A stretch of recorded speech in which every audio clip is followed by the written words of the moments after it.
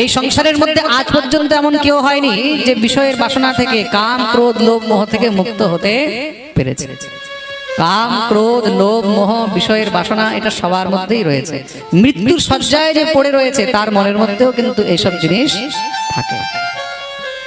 এগুলোকে শেষ করা সম্ভব নয়, কিন্তু হ্যাঁ, যোগ আধ্যাত্মিক পুংসামতো শ্রেয়সায় মে অত্যন্ত পরতর যত্র দুঃখস্য চ সুখস্য চ। যোগ আর অধ্যাত্মের দ্বারা, একমাত্র ঈশ্বরের সেবা দ্বারা, একমাত্র সাধনার দ্বারা, একমাত্র যোগের মাধ্যমেই কিন্তু এইসব থেকে মনকে দূরে করা যায়। আর যোগ কত প্রকারের? পতঞ্জলি যোগ সূত্রের মধ্যে 96টি সূত্রের প্রতিপাদন করেছেন। তার মধ্যে 8টি বিশেষ অষ্টাঙ্গ যোগ বলা হয়েছে।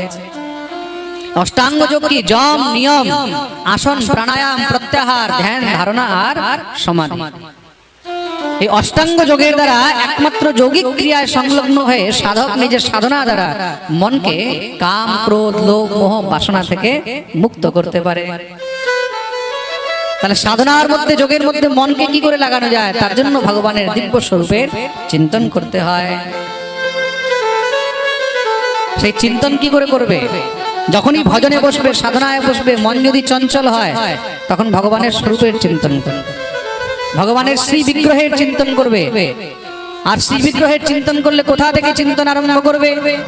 সঞ্চিন্তয়েৎ ভগবতঃ চরণারবিন্দ বজ্রাঙ্কুশধ্বজ সরোরুহলাঞ্ছনাঢ্যম উত্তুঙ্গরকর বিলসন্নখ চক্রবাল জ্যোৎস্নাভিরাহত মহদৃদয়ান্ধকার।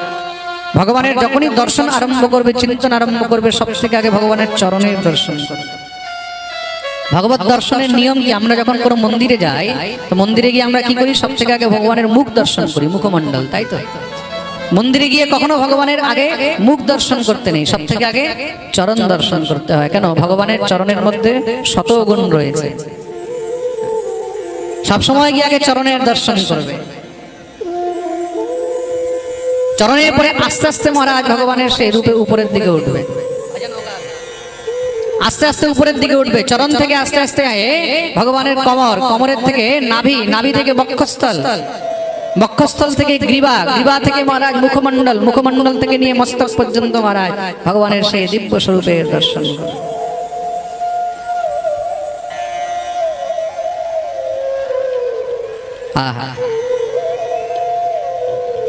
ভগবানের দর্শন এইভাবে করবে। কেউ যদি জিজ্ঞাসা করে যে ভগবান কি রঙের বস্ত্র পরে রয়েছে, সেটা যেন বলতে পারো। ভগবান কোন কুণ্ডল পরে রয়েছে, ভগবানের মাথার মধ্যে মুকুটটা কি ডান দিকে ছিল না বাঁ দিকে নয়েছিল,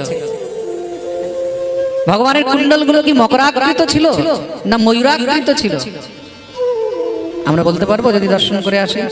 হ্যাঁ, ঠাকুর দর্শন করলে আসলে, রাধা মাধবকে দর্শন করে আসলে, কেউ যদি জিজ্ঞাসা করে আজকে কোন রঙের বস্ত্র পরেছিল, কোন রঙের ড্রেস পরেছিল, বলতে পারবে? কানের কুণ্ডলটা কেমন ছিল বলতে পারবে?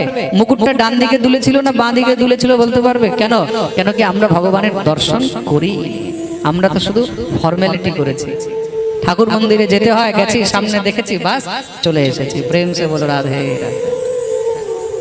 দর্শন যদি করতে হয় তাহলে একদম একাগ্রচিত্ত হয়ে প্রভুকে দর্শন করতে হবে। আমরা ভাবি আমাদের উপরে কৃপা কেন হচ্ছে না, আমরা কেন সূরদাসের মতন কৃপা পাচ্ছি না, মীরার মতন কৃপা পাচ্ছি না, আমরা কেন ধ্রুবের মতন কৃপা পাচ্ছি না, আমরা কেন প্রহ্লাদের মতন কৃপা পাচ্ছি না? কেন কি আমাদের মধ্যে তাদের মতন সেই একাগ্রচিত্ত হয়ে সেই শ্রদ্ধা, সেই ভক্তিও নেই। প্রেম সে বলো রাধে রাধে। তার প্রতি মনের মধ্যে সেই শ্রদ্ধা, সেই একাগ্রতা, সেই নিষ্ঠা থাকতে হবে।